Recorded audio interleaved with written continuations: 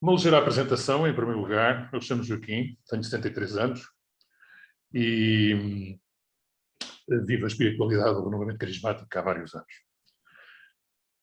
Vou começar por uma história que mostra a importância do grupo de oração na minha vida. Em 1997, eu fui pela primeira vez a uma assembleia do renovamento carismático católico. Fui com a minha mulher, eu vivia há muitos anos afastado da fé. O anfiteatro Paulo VI estava cheio, a gente não conhecia ninguém. E no fim da assembleia, o padre Lapa, falando da importância do grupo de oração, pediu às pessoas para se apresentarem umas às outras, aquelas que estavam ao lado uns dos outros. E eu apresentei-me à pessoa que estava ao meu lado, que era um casal, uma Fernanda e um Joaquim, e que quando dissemos que vivíamos em Monterreal, disseram que viviam no Ortigosa e são duas povoações vizinhas.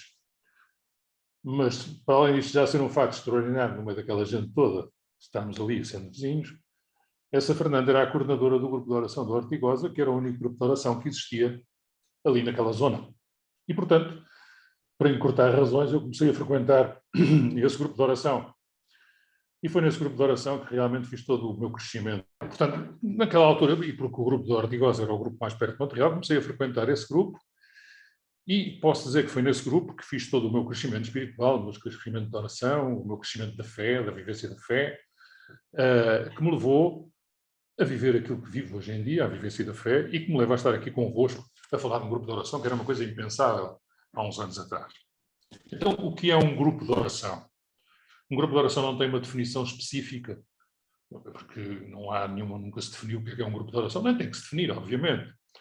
Mas um grupo de oração, no fundo, são, como o próprio nome diz, é um grupo onde várias pessoas se reúnem, pessoas da nação do renovamento carismático se reúnem, que vivem a espiritualidade do renovamento carismático, e se reúnem para quê? Se reúnem para louvar a Deus, para ouvir a palavra, para escutar a palavra, para perceber a palavra, para discernir a palavra, para partilhar a palavra de Deus, para invocarem o Espírito Santo, porque o Espírito Santo é que conduz o grupo de oração, para fazerem oração de intercessão, para rezarem uns pelos outros, e também para encontrarem esta maneira de ser igreja, que é a maneira de sermos irmãos, ou seja, viver verdadeiramente uma fraternidade, uma amizade, uma comunhão, não só de amor, mas uma comunhão também de sentimentos, uma comunhão em que realmente somos igreja.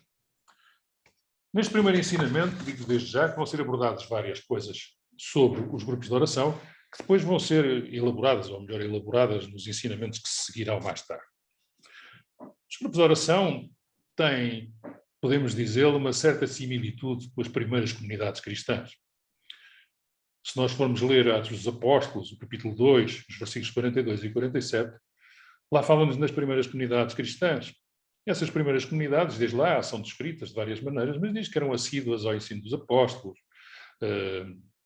à fração do pão, tinham tudo em comum, possuíam tudo em comum, ajudavam-se mutuamente, etc, etc, etc. No fundo, no grupo de oração, e as pessoas que estão no grupo de oração e os grupos de oração costumam reunir semanalmente, são também assíduas à oração. São também assíduas ao ensinamento da palavra de Deus. Elas próprias partilham a palavra de Deus, elas próprias vivem a palavra de Deus, e tudo isso as leva também a essa união fraterna. Essa união fraterna que é tantas vezes cimentada nessa oração comunitária, nessa oração em que as pessoas rezam juntas, rezam numa oração concordante. E, obviamente, no grupo de oração, obviamente que se devem ajudar mutuamente. Devem-se ajudar mutuamente, devem ajudar sem alegria, em simplicidade, ajudar aqueles que precisam mais e ajudar, sobretudo, numa coisa importante, com os seus próprios testemunhos e com a sua própria maneira de estar e com as próprias experiências que vão tendo na vivência da fé e nos ajudar mutuamente a construir essa fé. E depois, claro, obviamente, se as pessoas vivem esta fé e a vivem na alegria e na simplicidade, então esse testemunho das suas próprias vidas acaba por transvasar, digamos assim, o grupo de oração e ser testemunho da sua vida diária. O que leva sempre outros a encontrarem essa alegria, ou quererem encontrar essa alegria, esse caminho. E quase poderia dizer que acabaria como diz os próprios Atos dos Apóstolos, quer dizer, e aumentar o número daqueles que entravam no caminho da salvação. A importância desta fraternidade, desta amizade, desta comunhão de sentimentos, é hoje em dia, foi sempre, mas hoje em dia é muito mais importante. Vivemos cada vez mais num mundo egoísta, num mundo individualista, num mundo em que as pessoas se querem bastar por si próprias, em que não se importam de passar por cima dos outros para atingir os seus fins, e em que tanta gente se sente só. E não são sempre só os da terceira idade ou os jovens. Às vezes uma pessoa pode se sentir só, mesmo no meio de muita gente. E esta fraternidade, esta maneira de estar no grupo de oração, esta amizade que se cria, acaba por transformar a vida das pessoas. E embora o grupo possa reunir apenas semanalmente, que é o habitual, o que é verdade é que quando as pessoas estão em casa ao longo da semana que medeia, sentem que os outros estão com eles. Sentem que podem recorrer aos outros. Sentem que têm ali um apoio, que podem comunicar com eles. E por isso as pessoas não se sentem sós ao longo do tempo. Sentem que têm a companhia dos outros. E, obviamente, a companhia de Deus. Mas isso já lá iremos. Ao falarmos desta fraternidade, desta comunhão de sentimentos, temos que falar forçosamente de cada um de nós, individualmente. E, sobretudo, de uma coisa muito importante, a oração individual de cada um de nós.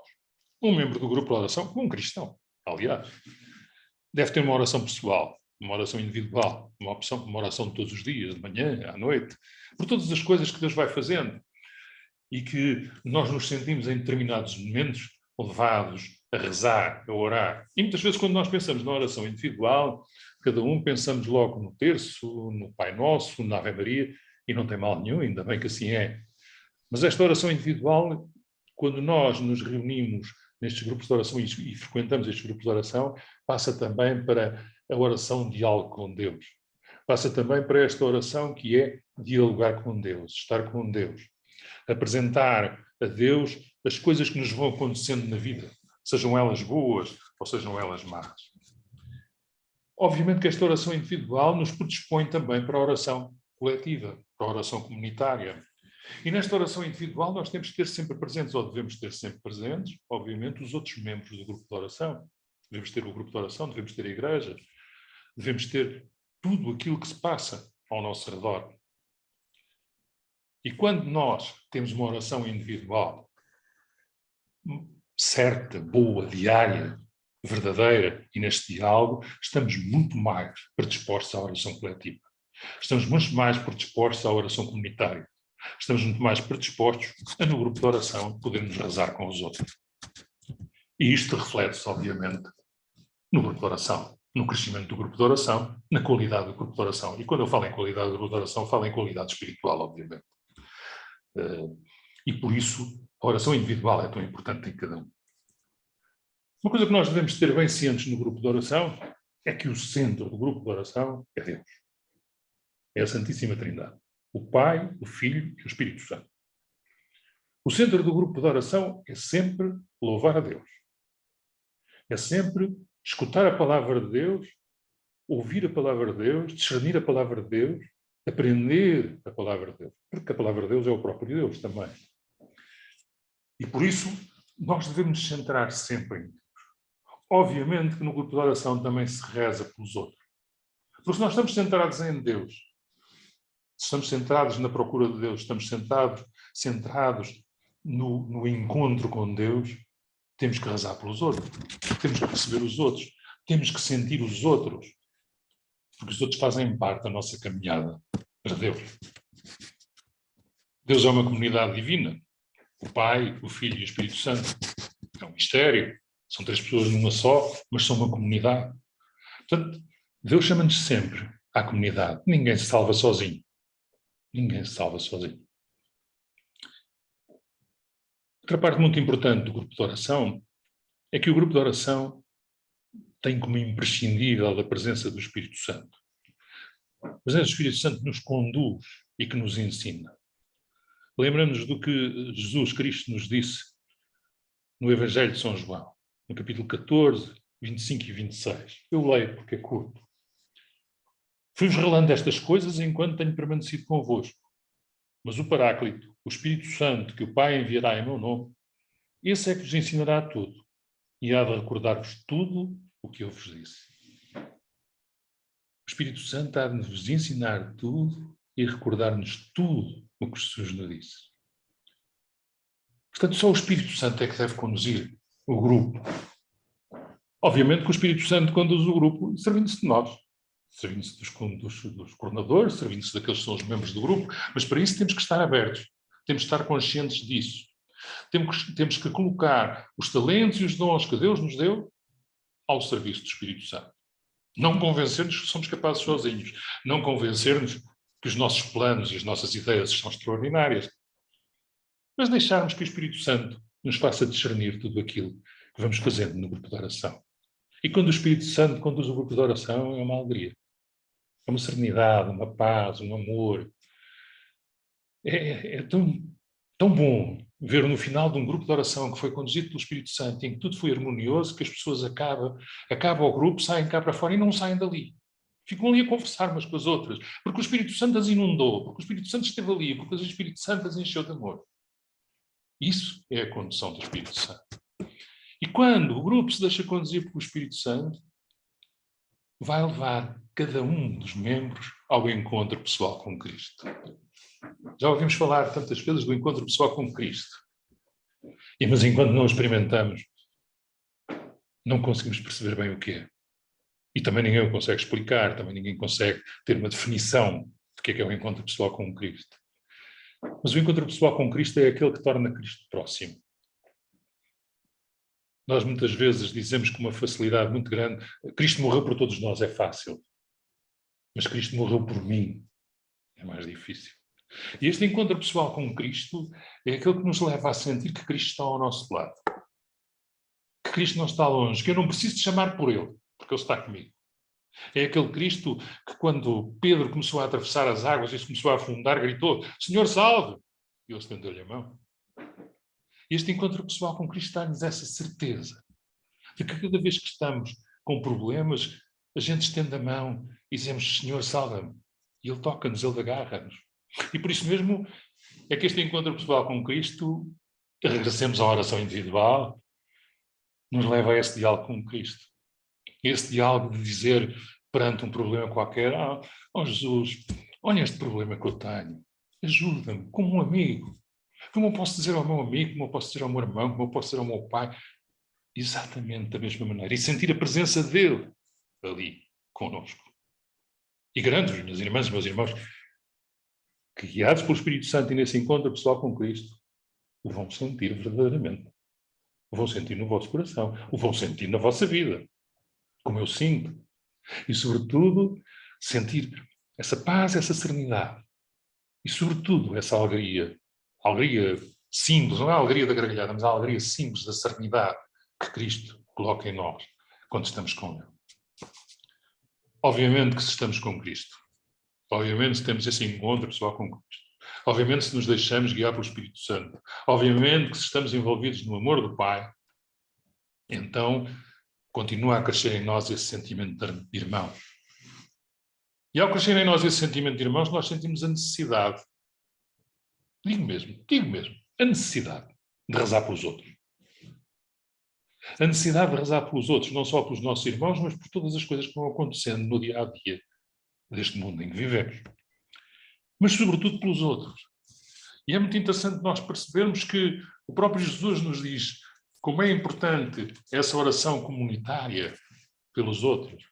No Evangelho de São Mateus, no capítulo 19, nos versículos 19 e 20, ele diz-nos: Digo-vos ainda, se dois de entre vós se unirem na terra para pedir qualquer coisa, hão de obtê-la do meu Pai que está no céu. Pois onde estiverem 2 ou 3 reunidos em meu nome, eu estou no meio deles. O grupo de oração é uma igreja. Estão 2 ou 3 reunidos. Cristo está no meio deles. Porque a igreja não é edifício. Nós é que chamamos aos edifícios de igreja. A igreja é a Assembleia de Deus. São aqueles que se reúnem em nome de Deus. Sejam eles 2, 5, 40 mil, sejam quantos forem. E, portanto, o grupo de oração é uma igreja que ali está. Como na expressão que penso que era do Papa Paulo VI, lindíssima, a família, que é uma igreja doméstica, onde está Cristo. Agora reparemos uma coisa, o grupo não reza. O grupo de oração não reza. Quem reza são as pessoas do grupo de oração.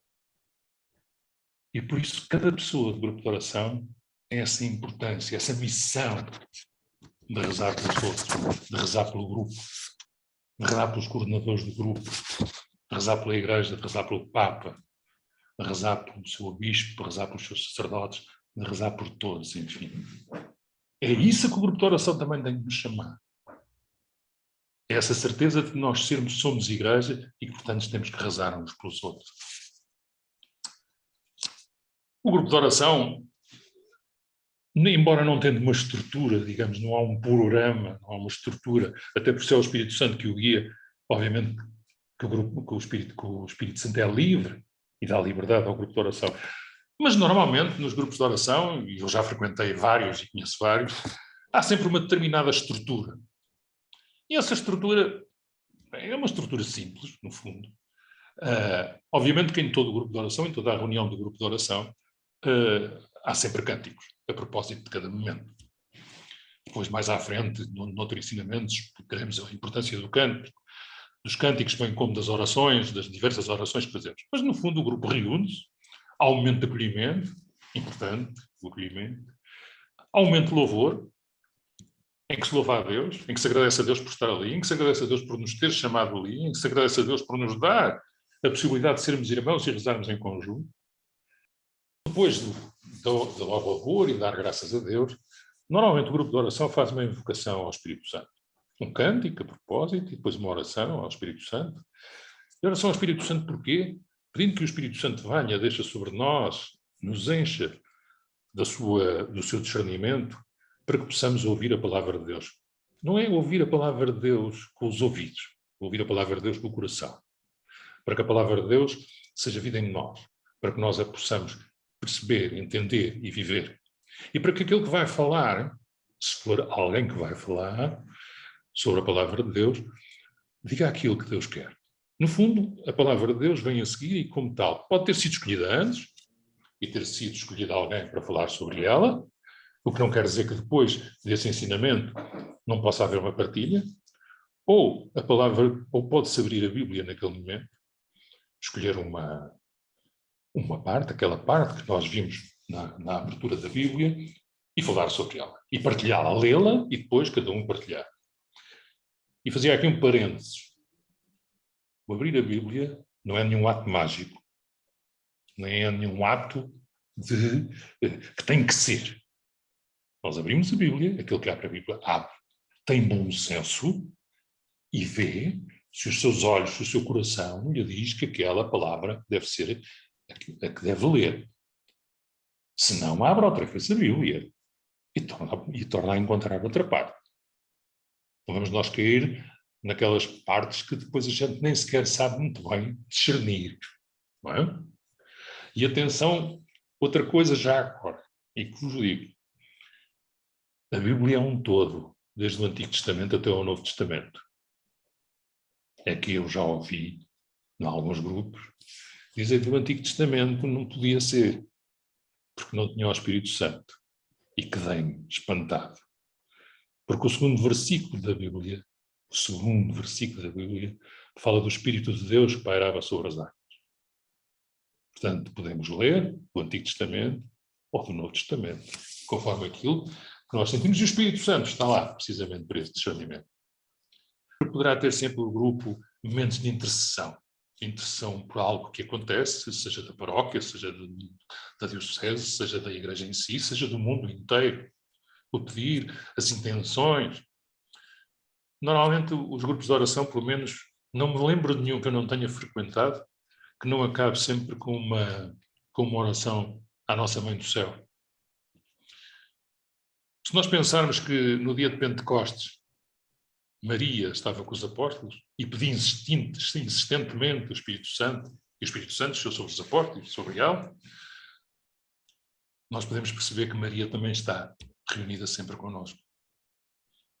E podemos colocar nas suas mãos também o grupo de oração, as nossas vidas, e devemos entregar-lhe e pedir-lhe que ela reze connosco, pedindo o Espírito Santo, e agradecer-lhe a sua presença connosco, por podermos chamar-lhes filhos.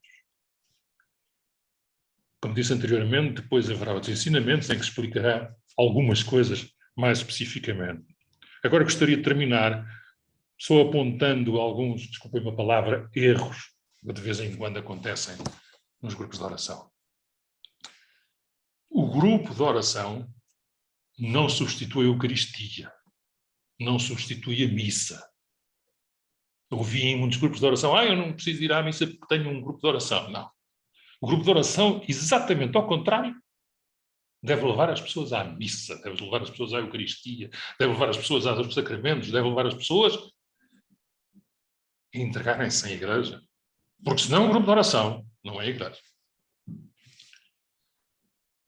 Depois percebemos que o grupo de oração, precisamente por ser igreja e por nos conduzir aos sacramentos, deve estar integrado na paróquia. E este integrado, o que é que quer dizer? Não quer dizer que tenha que estar com uma função específica, mas quer dizer que tem que ter essa noção de pertença à paróquia. E os seus membros devem ajudar na paróquia. Estão a ajudar na igreja. Eu ouvi em vários grupos de oração, às vezes, que mas o nosso pároco não gosta. O nosso pároco não gosta do renovamento, o nosso pároco não gosta do grupo de oração. Eu costumo perguntar, mas ele autoriza o grupo? Sim, ele disse que sim, podíamos reunir. Então ele não precisa de mais nada se ele disse que sim. É que é sempre bom reunirmos nas instalações da igreja, poderíamos reunir em casa de cada um. É sempre muito melhor reunirmos nas instalações da igreja, ou instalações que são cedidas, porque é sempre a comunhão com a igreja é maior. Também ouvi-me algumas vezes, o nosso parque nunca vem ao grupo. Se os parques fossem aos grupos todos e aos movimentos todos, se calhar não tinham mais tempo para mais nada. Mas ainda tem outro problema aqui entre nós. Fica aqui entre nós este só.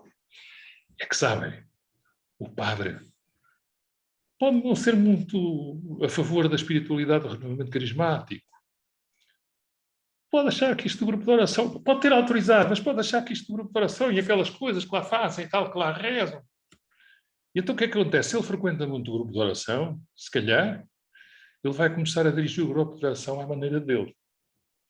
E o grupo de oração, que era do renovamento carismático, passa a ser um grupo de oração normalíssimo, mas em que toda esta dinâmica de espiritualidade, do renovamento carismático, sendo no Espírito Santo, no encontro pessoal com Cristo, acaba por ser um bocado fugidio. Portanto, se o padre vem, ótimo. Se o padre autorizou, ótimo. Se nós estamos integrados, ótimo. Somos igreja. E isso é importante. Também há outro erro que já vi fazer em alguns grupos de oração. E quando eu digo erro, eu até posso estar enganado. Mas para mim, eu vi o que é que provocava. Muitas vezes nos grupos de oração, nós rezamos individualmente por umas pessoas que precisam, uma pessoa que está doente, uma pessoa que precisa de uma libertação, uma pessoa que precisa de não sei o quê, mas isso nunca deve ser feito durante a reunião de oração. O grupo acaba, é o final, e depois podem-se reunir 2 ou 3 e com essa pessoa rezarem por ela. Porque quando fazemos no meio da reunião do grupo de oração, para além de interrompermos uma linha condutora do grupo de oração, muitas vezes podemos provocar outros problemas daqueles que estão à volta e que não estão empenhados e não percebem aquilo que se está a passar. Uma oração individual, até porque pode haver palavras que a gente possa dizer à pessoa por quem estamos a rezar. E muitas vezes não é conveniente fazê-lo durante a reunião da oração. Haverá com certeza outras coisas a dizer. Irão sendo ditas nos próximos ensinamentos. Mas para já, deixava-vos com estas notas sobre o grupo de oração.